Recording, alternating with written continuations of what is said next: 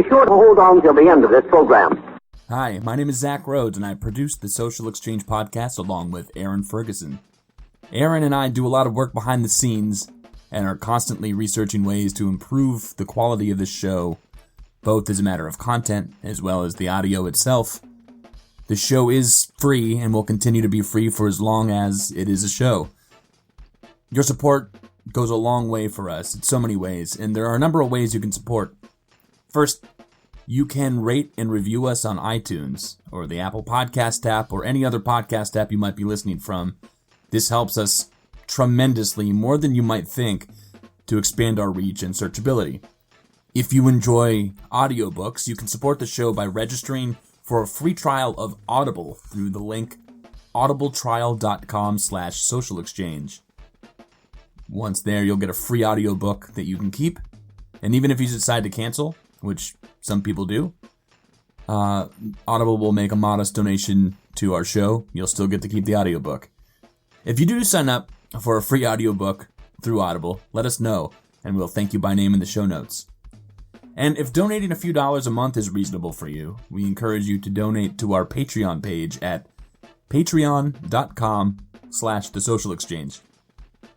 Your donation helps us to buy audio equipment and software to enhance the quality of the show. Eventually, we hope that the show can become a cash-positive endeavor. It is currently not, but your support has helped us just make it such better quality to the point that we almost feel worthy of asking for it to be a cash-positive endeavor. I personally spend about 15 to 20 hours per week on the podcast, which that includes researching my guests' work ahead of time.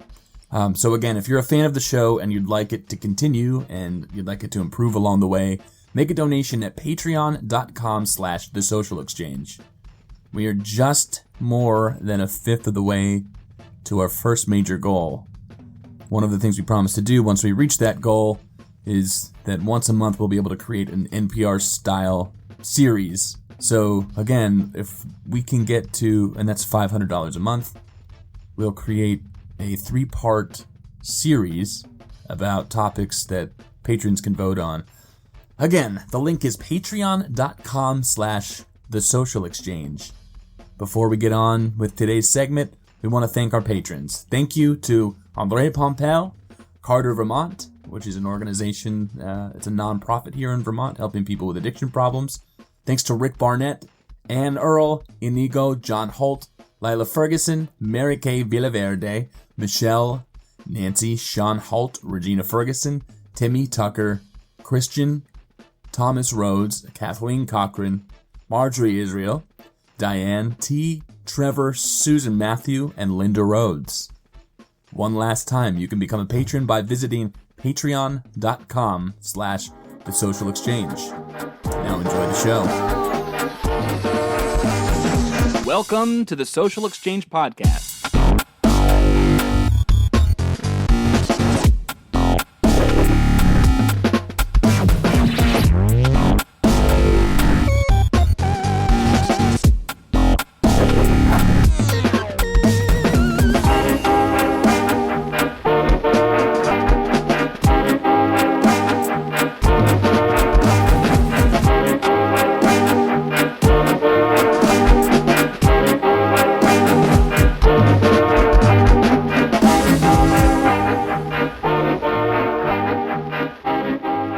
Social Exchange. Today's episode is number 4 of a segment that we call the Social Segment, in which we interview some of the world's leading experts on topics related to society and psychology.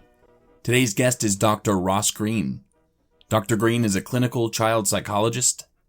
He's also a New York Times best-selling author. His books include The Explosive Child and Raising Human Beings, both of which I've read and highly recommend, truly.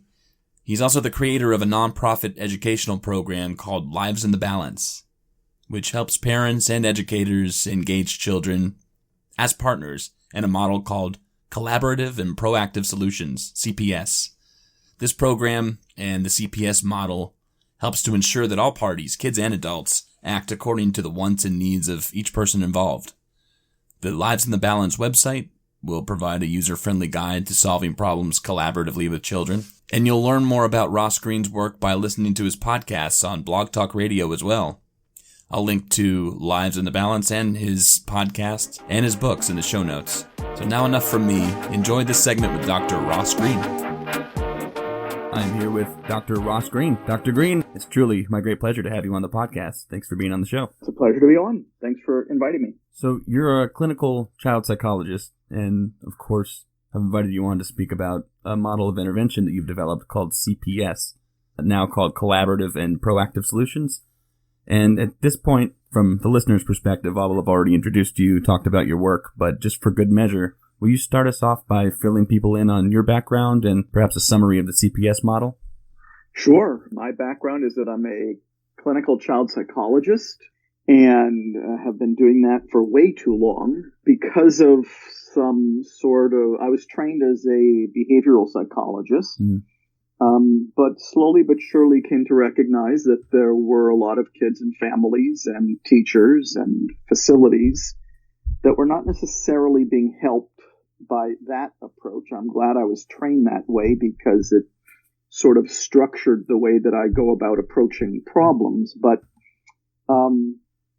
I slowly moved away from focusing primarily on behavior and trying to modify it, and instead began focusing on the problems that were causing those behaviors and solving them. And that sort of was the genesis of the model now called Collaborative and Proactive Solutions. So a big part of the model is aimed at helping adults shift from being primarily focused on behavior, which I now view as being the signal or the fever or simply the way the kid is communicating that he or she is having difficulty meeting certain expectations, to focusing instead on another big part of my original behavioral training, the conditions in which those behaviors occur. And what became clear is that human beings, behaviorally challenging kids included, look bad in conditions in which expectations are being placed upon them that they're having difficulty meeting.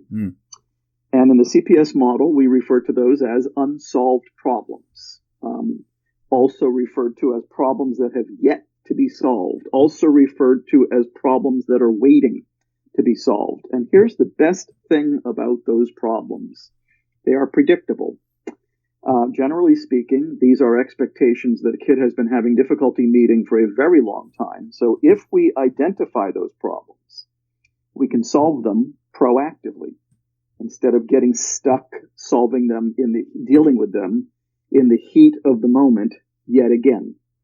And that is probably the biggest difference between what I do now and what I did way back when. I'm really not focused on behavior anymore. It's just the signal. And I'm not focused on modifying behavior anymore. That's just modifying the signal. Whether it's screaming or swearing or pouting or sulking, it's communicating to us that the kid is having difficulty meeting certain expectations. We do ourselves and this kid an enormous favor when we identify those problems proactively so that they can be solved proactively so that we don't get stuck in the heat of the moment. Addressing behaviors themselves, as you say that you used to do, would you say that's the status quo method of solving behavior problems now? I would say that it is less the status quo than it used to be, but is still the status quo. I think that's still how many people were trained. And even if they weren't trained, it's how they were raised. That's how most school discipline programs are set up. We do behavior checklists, we do behavior observations, we do a functional behavior assessment, right, so we can come up with a behavior plan. So a good part of the world of behaviorally challenging kids is organized around behavior. That's a big problem. And so when you're implementing collaborative and proactive solutions, there's going to be not only a different mentality, but also different assessment instrumentation, and also completely different practices in terms of how we're going about trying to help this kid. How does one determine what counts as a challenging behavior or a problem worth being solved, and who gets to make that determination? Well, generally speaking, it's caregivers who are setting expectations for kids, and therefore It's caregivers who are deciding whether a kid is having difficulty reliably meeting a particular expectation. But once again, I'm not focused on behavior. just focused on expectations. So the truth is, a kid may be having difficulty meeting an expectation and may not be exhibiting challenging behavior at all. So many school teachers have kids in their classrooms who are not disrupting the class. They're not screaming or swearing. They're just putting their head down and going to sleep for the entire class. I promise you, putting your head down and going to sleep for the entire class is not what the teacher's expectation is. So that's a kid who's clearly having difficulty meeting an expectation, right, even though it's not really disruptive. I'll linger on behavior just one more time with the understanding that your model is not solely focused on behaviors. So at your own risk. When challenging behavior occurs in the moment, it may need to be addressed, so sometimes decisively. But a major area of emphasis as far as the CPS model is concerned is in understanding the difference between responding to behavior in the moment versus getting ahead of those behavior problems, getting to the root of problems. So I'm on track with that so far? You are on track, but I can't resist the temptation here. The reason so much discipline is focused on what goes on in the heat of the moment is because we are focused on behavior. Good. The reason that we are so focused on that is because a lot of people in school are primarily focused on being trained in crisis management strategies, not crisis prevention strategies. We would be stuck in the heat of the moment a whole lot less if we were doing a whole lot more of what we could be doing proactively. So on one hand, it's like we need to shift our focus away from, or shift our language even away from talking about behavior itself as the overarching problem and more toward what you call unsolved problems. And of course, we can't address all problems at once. So I suppose CPS addresses that human bandwidth limitation in a few ways. There are 3 ways which you detail that people can solve problems, which you call plan A, B, and C. Could you describe each of these?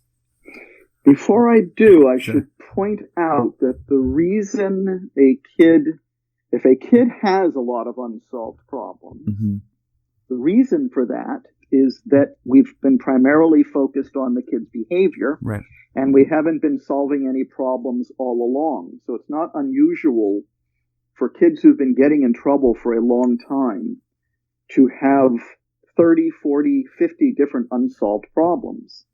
That is purely symptomatic of the fact that we haven't been solving problems. We've only been focused on the kid's behavior. Right. And if all we're trying to do is modify behavior, we are not going to solve a single problem that way. Talk a bit about a truly collaborative conversation with a kid, what that would look like, and how you would suggest to a kid, her teacher, her parents, all involved, to facilitate an environment which collaboration is encouraged and likely to emerge. There's a huge difference between solving problems collaboratively and solving problems unilaterally. And we adults tend to be real keen on unilateral solving problems. That's where the adult is deciding what the solution is and imposing it on the kid. That's not ideal. The biggest thing that's not ideal about that is that we're not getting any information from the kid about what's making it hard for him to meet a particular expectation. We are simply running with what we think is getting in the kid's way of meeting a particular expectation and the solutions that we think will solve the problem. That's unilateral. Generally speaking, our theories about what's getting in the kid's way are often wrong, and therefore the solutions that we come up with to try to address those problems are often off base. So that's why you want to be collaborative instead of unilateral. It's also why you want to be proactive instead of reactive. You're not going to get a lot of problems solved in the heat of the moment. That's why you're identifying all those problems ahead of time, so that you can solve them proactively. And by the way, something you mentioned earlier, so you can prioritize as well, because as you mentioned earlier, we're not going to be able to solve them all at once. Those unsolved problems didn't accumulate in a week, and we're not going to get them all solved in a week either. So we're definitely going to have to prioritize. Okay, now talk about those modes of prioritization. Generally speaking, you want to prioritize any unsolved problems that could be setting in motion safety issues. This is a safety-first model. Safety is a big deal in families. Safety is a big deal in schools. We read about that in the newspaper. So any unsolved problems that could be setting in motion safety issues are a big deal. If I don't have safety issues in a kid, I'm either rolling with frequency, the unsolved problems that are setting in motion challenging episodes most often, or gravity, the unsolved problems that are having the greatest negative impact on this kid's life or the lives of other people. You get to pick three. You're never working on more than three unsolved problems at any particular point in time. Why is that? Otherwise, people are going to get completely overwhelmed, kid included. I mean, I'd like to think about how many of things we could work on at once, and it's not that many. So three, so that everybody doesn't get overwhelmed. The rest we are setting aside and prioritizing away so that we're not trying to work on too many things at once. So of those three problems you're working on, those are being done collaboratively. The rest you're trying to parse, okay, are these problems that fall into just standard values and safety versus are these problems that are benign enough that we can put on the back burner for now? Well, if it's a high priority, that you're going to be solving collaboratively. Okay. If it's not a high priority, you are setting it aside for now. So is there any place in your model then for unilateral, swift, decisive action? Yes. The example I always give is if a kid's about to dart in front of a speeding car in a parking lot. Yeah. You're not going to set that one aside. It's too late to solve it collaboratively. You're going to yank on the kid's arm. You're going to save his life. If he blows up, so be it. But if 3 weeks later, he's now darted in front of a speeding car in a parking lot 17 additional times, and you have yanked 17 additional times, you've done a nice job of saving his life, but you have not done a nice job of solving this problem. You're going to need a different plan. You're going to need info. That's where you're going to have to solve that problem collaboratively. In emergent safety issues, unilateral could make sense, but sticking with being unilateral on the same emergent safety issue makes no sense because it's really not working. There should be no reason not to prioritize that. I see what you're saying. Recurring safety issues should be glaringly obvious that that's what you're working on collaboratively. Correct. So I'm certain you've worked with teams who have really good intentions and probably believe they're fully collaborating, but maybe not actualizing the model. I've been guilty of this, usually because when I've reached unfamiliar territory, I would regress to unilateral problem solving. What's the most common way that people misunderstand your model or otherwise fall short of reaching collaboration? Well, I like to think that understanding the model is loving the model. So, the things that people misunderstand are they think that this model means you don't have any expectations anymore. Not true. Means your concerns as the adult don't matter anymore. Not true. Let me think that the inmates are now running the asylum. Totally not true. Yeah. Means you're not an authority figure anymore. Totally not true. It means you've dropped those expectations that you haven't prioritized forever. Not true. So you still have expectations. You're still an authority figure. The inmates are not running the asylum. And all of that's going to get taken care of in the context of solving problems collaboratively and proactively. Is it ever a problem that the system itself is run in such a way that each individual feels sort of a lack of control in applying the program? Well, in schools, there are a lot of structures in place that support unilateral problem solving. I mean, Let's think about this. The meetings that we have to talk about kids don't usually include the kid. I'm just getting back from one of those, so yeah. Yeah. The solutions we come up with in those meetings don't usually involve the kid. So we're being unilateral there.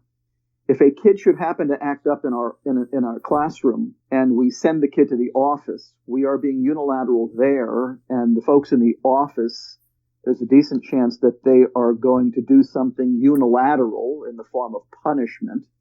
Once again, we still don't know anything about what's getting in the kid's way on this unsolved problem. Right. We still don't have any of his ideas, any of his input.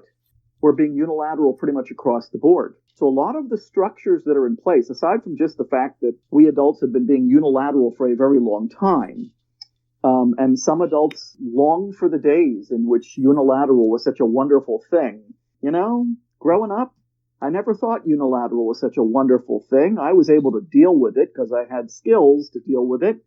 But a lot of the kids that I work with don't think unilateral is so wonderful and don't have the skills to deal with it. That's why they're acting up more than most kids. But I think that every kid benefits from being a part of the discussion, by being heard, by having their concerns inform solutions, by being a big part of solutions, and by having us focus on the problems that are causing their behaviors instead of the behaviors themselves. What does a conversation with a kid look like in this sense? And specifically, I'm thinking about, I work with high school kids who would probably like to be helped in the sense that they would like to be a part of a conversation, but a lot of those conversations happen in a way that seems patronizing to the child. So maybe you could address that too. Well, there are 3 steps that are involved in solving a problem collaboratively. A process that I call Plan B. By the way, I call the process of solving a problem unilaterally Plan A, and the process of prioritizing and setting aside some unsolved problems I call Plan C. But there are 3 steps that are involved in Plan B. The first is called the empathy step. This is where we are gathering information from the kid about what's making it hard for him to meet a particular expectation. What's his concern? What's his perspective? What's his point of view? As I always say, kids have information we badly need. If we're being unilateral, we don't get that information. We're just stuck with our theories. The define it all concern step is the second step. That's where the adult is entering his or her concern into consideration on the same unsolved problem. We adults have very important concerns as well. As I always say, regrettably, we often try to get them addressed through use of Plan A unilaterally. In this process, you're getting that exact same concern addressed collaboratively. Same concern, completely different approach to getting it addressed. Mm-hmm. And in the invitation, we are collaborating with the kid in a partnership on coming up with a solution that is not only realistic, meaning both parties can do what they're agreeing to do, but also mutually satisfactory, meaning the solution truly addresses the concerns of both parties that we heard about in those first 2 steps of Plan B. What I've been saying a lot lately is, if a solution isn't realistic and mutually satisfactory, I promise this problem is still unsolved. Could you give an example of what one of those problems would be and how it could be influenced by this process? Well, let's say that a kid is having, and this is the way unsolved problems usually sound. Unsolved problems usually start with the word difficulty, and then the word difficulty is usually followed by a verb, whatever our expectation is, and then the rest is kind of details. I've noticed you've been having difficulty raising your hand during class discussions in social studies. What's up? And now, after we say what's up, we hope the kid says something. But here's the deal on he says something. Whatever he says first is not going to give us the clearest possible understanding of what's making it hard for this kid to meet this expectation. So now we have to start probing for information, a process I call drilling. And I should mention that people can get a lot more detail on all of this on the website of my nonprofit, Lives in the Balance, which is livesinthebalance.org, including walking tours, which show people through streaming video what all of this looks like. But excellent. Let's say we start with, I've noticed you've been having difficulty raising your hand during discussions in social studies. What's up? And he says, I don't know. It's common. Well, think about it for a second. We're not in a rush here. We really want to understand what's making that hard for you. Let's say he says, I'm worried that if I don't call out the answer, I won't remember what it is that I wanted to say. Interesting. Now we're going to do a drilling strategy called reflective listening. There are 8 drilling strategies. People will find those on the drilling cheat sheet on the Lives in the Balance website. You're concerned that you won't remember what you have to say if you don't call it out. And now we're going to use a clarifying statement like, can you tell me more about that? Well, I find that if I don't say it immediately, then I won't remember it, and then I won't be able to comment. And I know that part of my grade is based on participation, so I don't want to lose the thought. reflective listening again. There are 7 other drilling strategies, but this is where I would do reflective listening again. Got it. So number 1, you're concerned that if you don't participate, you won't get a good participation grade. And so you do want to participate, but that if you don't participate immediately, then you won't remember what you wanted to say. Do I have that right? That's what the empathy step sounds like, right? And it would probably go on for a little bit longer. We'd want to make sure that we understood the kid's concerns as completely as possible. But eventually, we would have a much better understanding of what's making it hard for this kid to meet this expectation of raising his hand during social studies discussions. Probably information we didn't have before. And we are now well set up to try to see if we can address that concern. But before we do, we have to go to the adult concern step, the define adult concern step, and find out what the adult's concern is. Should I model that? Sure.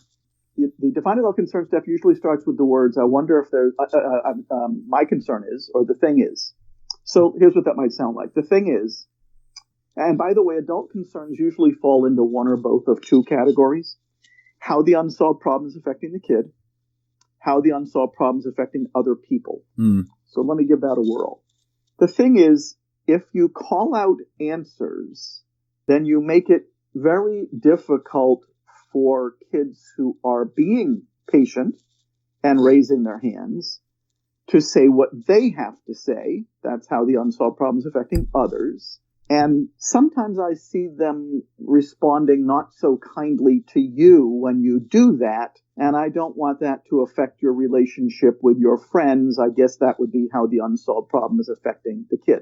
Now, it doesn't always have to be both, but that's what the define adult concern step would sound like. Now we're ready for the invitation.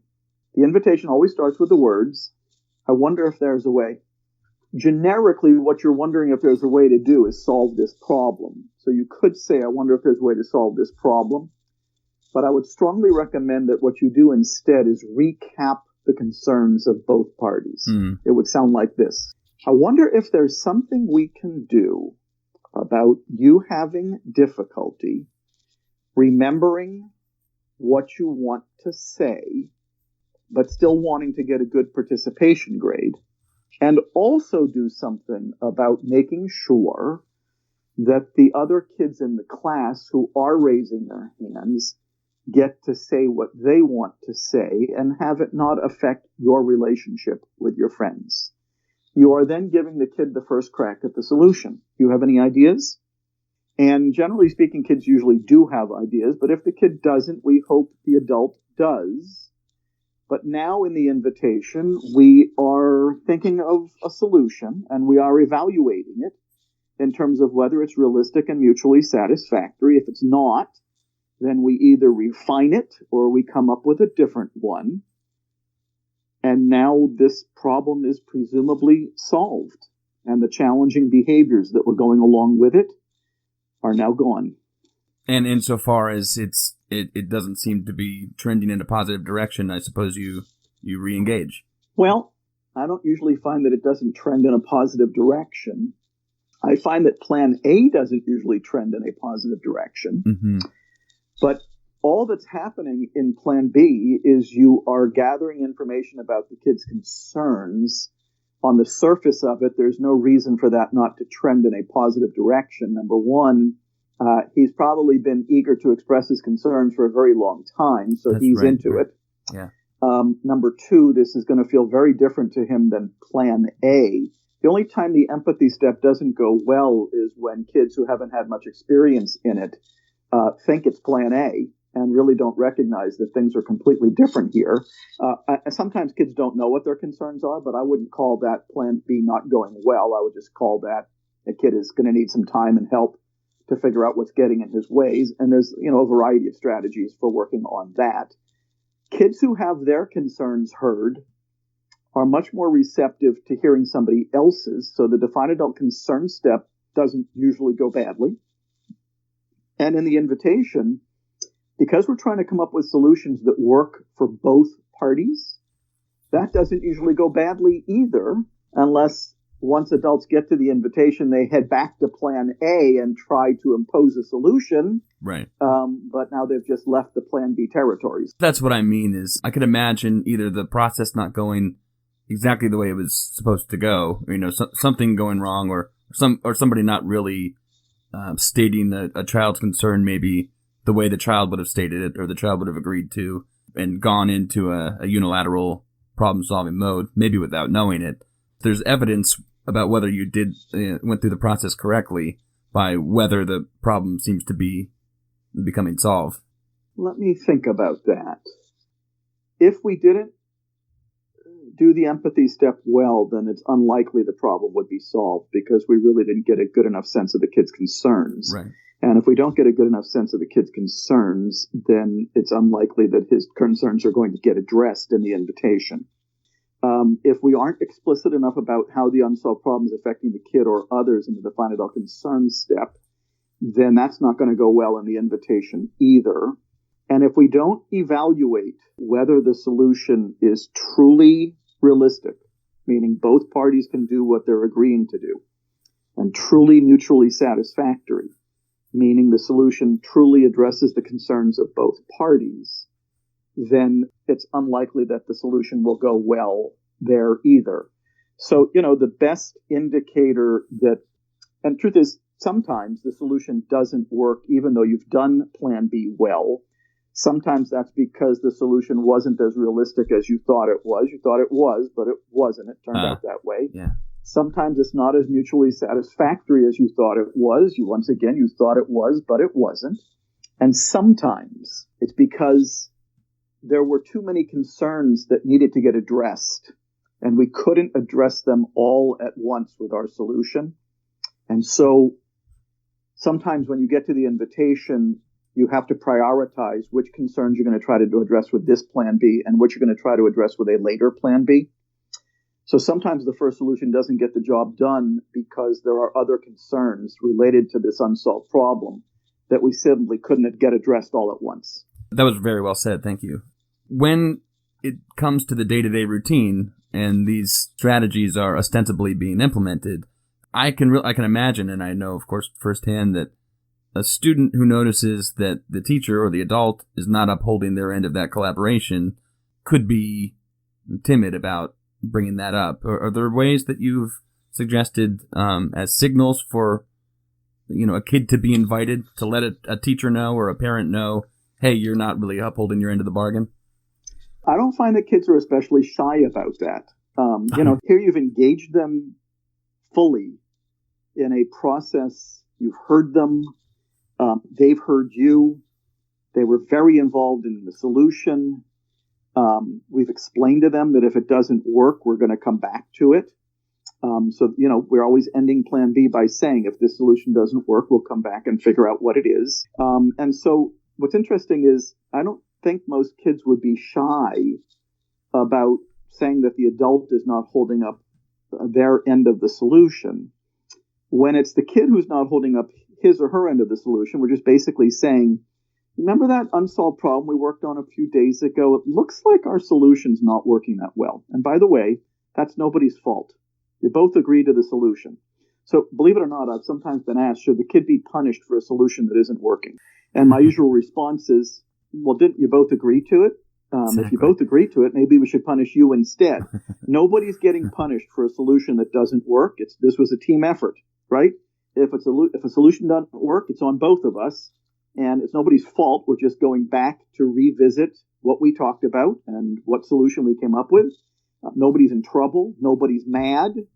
We're just going back to figure out why that solution's not working.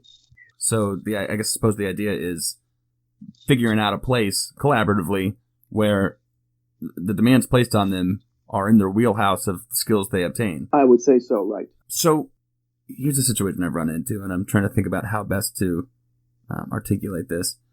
When it's one-to-one collaborative problem solving, in theory, or in the best case scenario, you'd like to think that if there is a problem that is in the circle of influence of more than just those two people working collaboratively together, that all people involved might eventually be part of this conversation. I have experienced times when that's not going to happen for one reason or another, at least not now.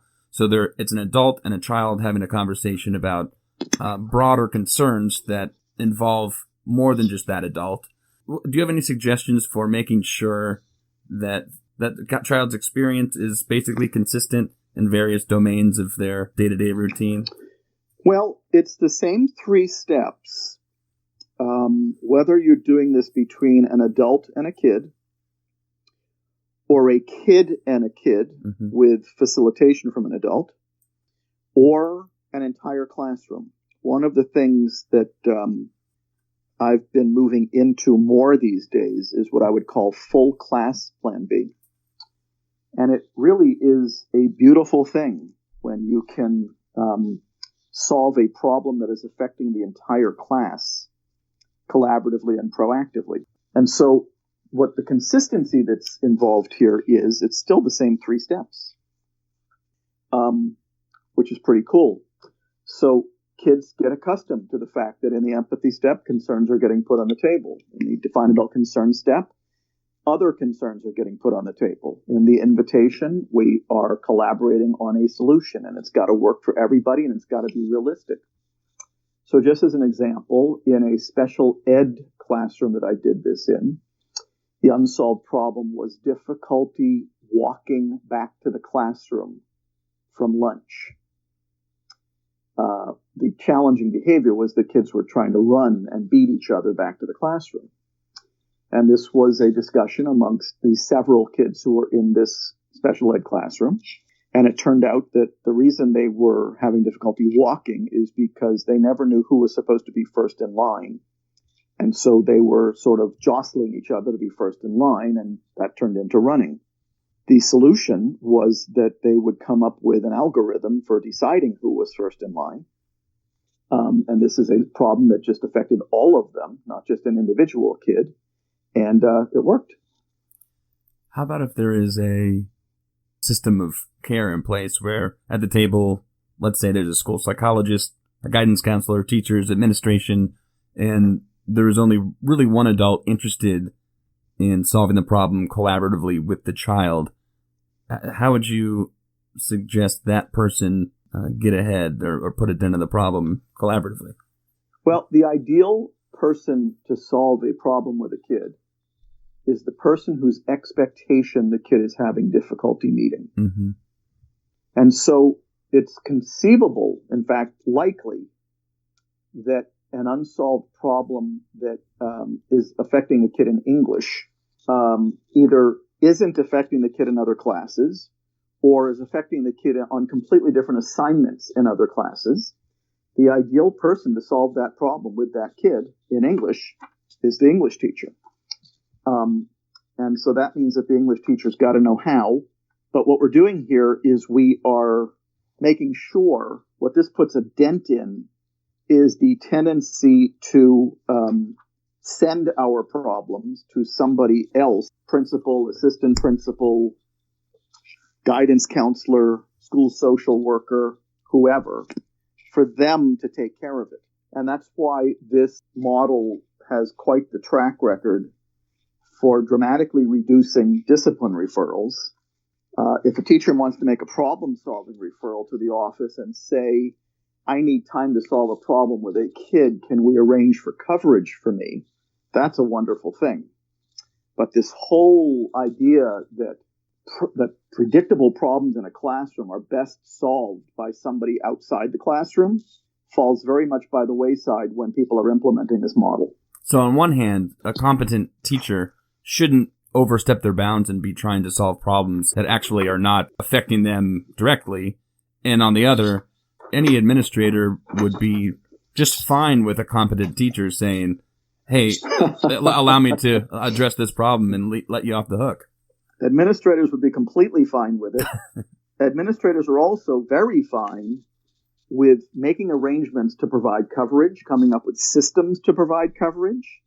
I don't know any assistant principal or principal who's real enthusiastic about the line outside of their office, problems that have been sent to them by other people about which they know nothing and are therefore very ill positioned to solve. Of course, they often aren't even hearing about that problem. They're hearing about the behavior. And then they often turn to the algorithm of maybe a rubric system telling them what consequences applied when that behavior is exhibited. And we have just explained a lot about why problems don't get solved. Yeah.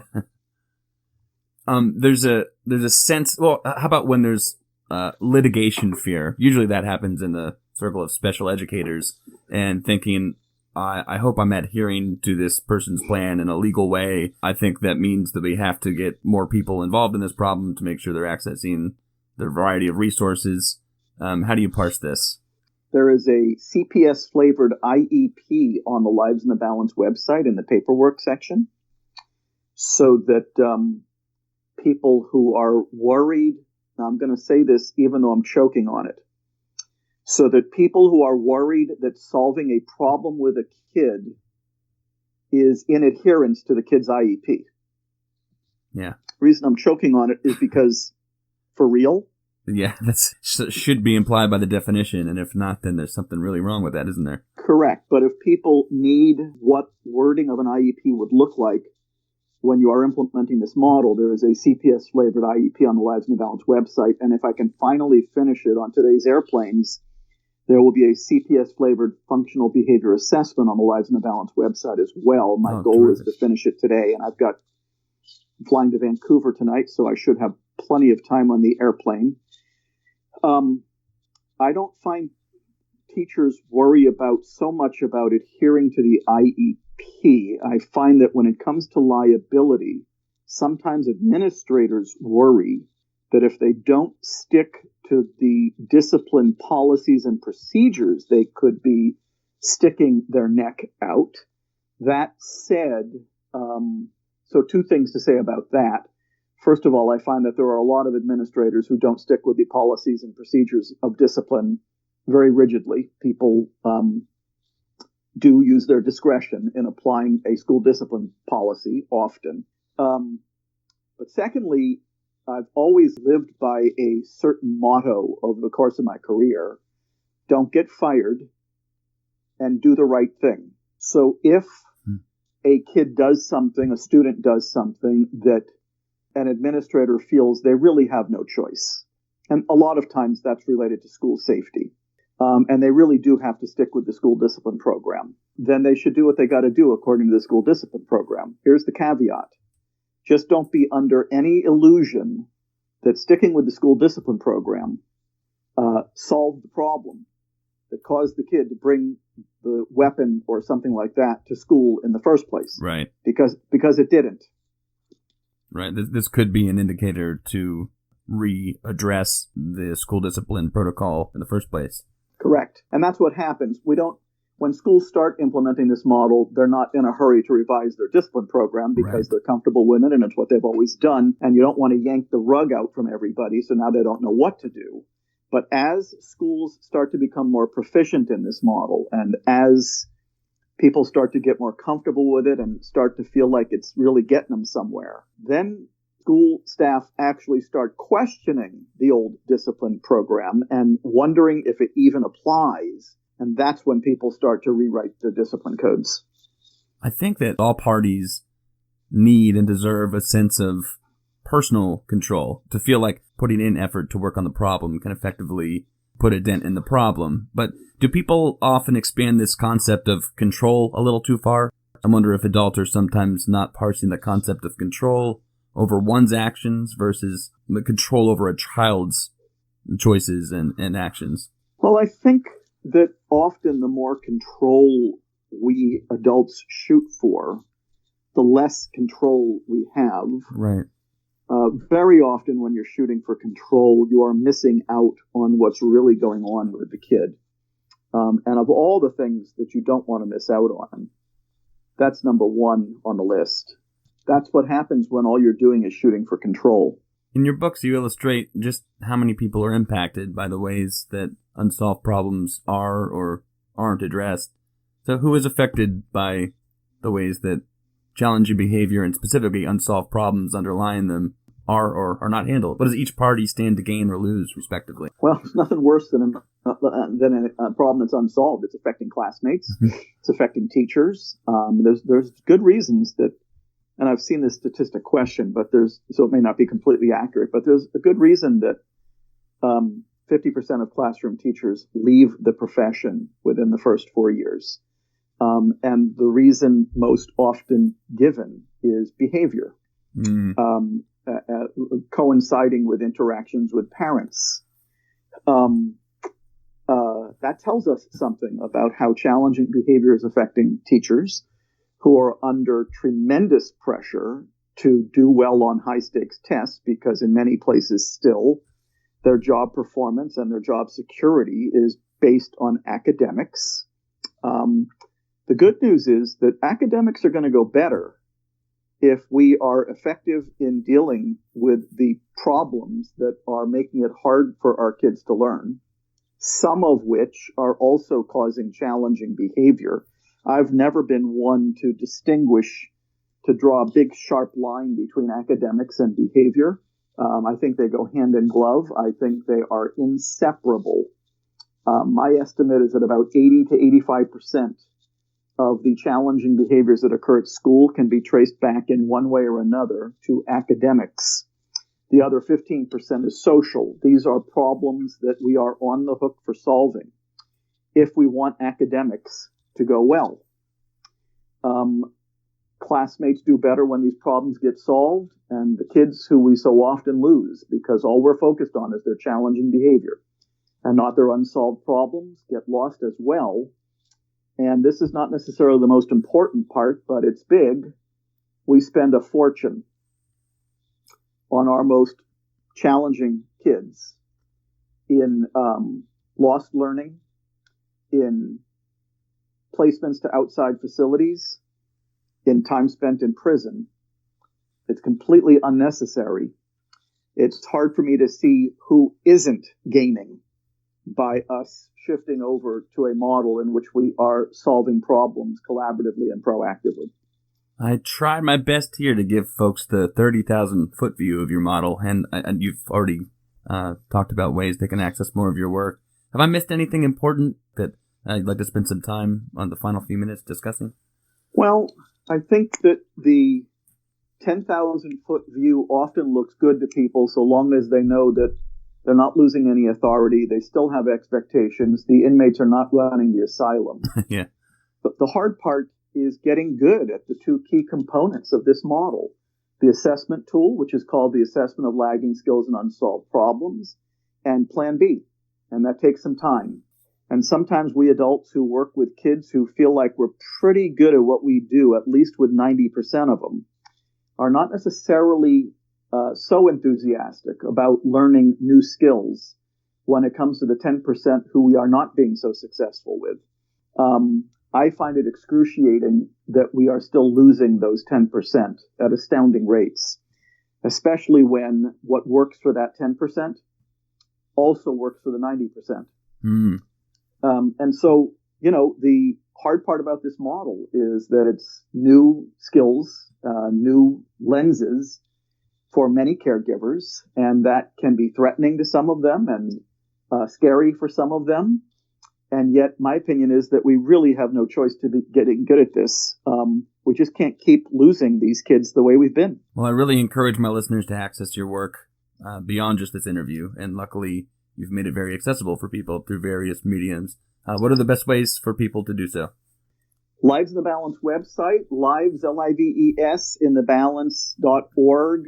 Just a massive amount of free resources on that website. And of course, there's the books. And the ones that are most relevant to educators are Lost at School and Lost and Found. And the ones that are most relevant to parents of behaviorally challenging kids is The Explosive Child. And the one that is relevant to all kids is Raising Human Beings. Those are all great resources. But if people don't want to buy a book, they can make a heck of a lot of headway just by accessing the free resources on the Lives in the Balance website. All right. Thank you so much. I'll include all links to those things in the show notes. Dr. Ross Greene, your work has long helped me orient myself toward positive goals in the helping professions. I hope the same will be true for listeners. Thanks again for spending time with me today, and I hope that we can speak again in the future. My pleasure. I'd be delighted.